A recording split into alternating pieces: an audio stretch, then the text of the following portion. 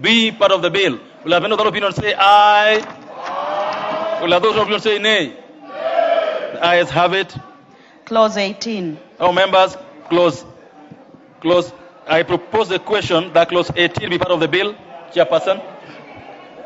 Honorable Chair, I beg to move that clause 18 be amended as per the order paper. Honorable Speaker, by deleting clause 18, Honorable Speaker, this was where Kenyans were telling us the NIL return filers, Honorable Speaker, there were further requirements that were being recommended for them in this particular bill, Honorable Speaker. And having listened to the views of the members of the public, they felt the status quo for filing of NIL returns should remain. And therefore, Honorable Speaker, voting yes for this particular amendment would mean that Kenyans that file NIL returns would have no extra burden, Honorable Speaker. Voting no to this amendment would mean that then we would have more requirements on taxpayers, Honorable Speaker, on NIL return filers, Honorable Speaker, and this would be very problematic. This is one of the things we pick from public participation, Honorable Speaker. Members, I propose the question.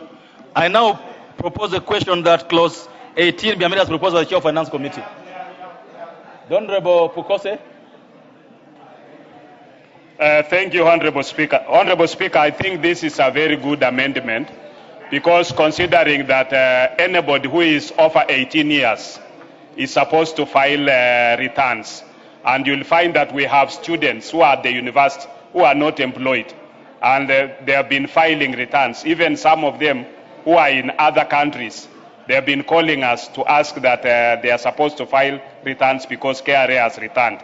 Now, by deleting this, it means that those students can still file NIL returns because they are not employed. Correct. And therefore, I know my colleagues have entered into rejection mode, but I think this is a good amendment that we should all of us support. Okay. With those few remarks, I support. The Majority Leader. Majority Leader. Honorable Chair, I rise to support this amendment, and as the Chair has said, the proposal in the bill was to move people who are doing their returns, NIL returns, people who have no income to declare to KRA for tax purposes.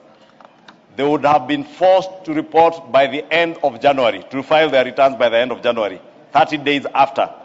What the Chair is doing, in conformity, again, for the interest of those who say that public participation bears no answers to the people of Kenya. The people of Kenya, during public participation, for those who cared to read the committee's report, the people of Kenya said they want the status quo. Even if you are filing the return, you don't have to file in January. Therefore, by supporting this and voting yes, I am agreeing with the public. And anyone voting no is disagreeing with Kenyans on that particular provision and telling Kenyans that they now, if you are filing new returns, our students, our university students, because they get help loans, many of them register for PIN numbers. If you have a PIN number with the prefix A, then the bill was saying you file your returns by the 31st of January. That is why we are voting yes. Thank you. To help Kenyans. Thank you. The Honorable Deputy Majority Leader. Thank you, Chairman. Chairman, I want to say that I am happy that the House is agreeing with us that we reject the proposal from the executive. That is why we are voting on this one, yes. Correct. The Honorable Member for Nyeri. Over there. The Member for Kirinyaga, sorry.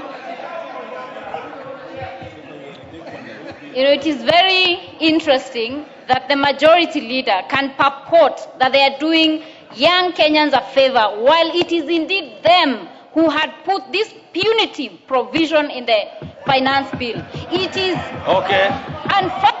No, you must allow order. You'll allow that member her time to make a point. Go ahead.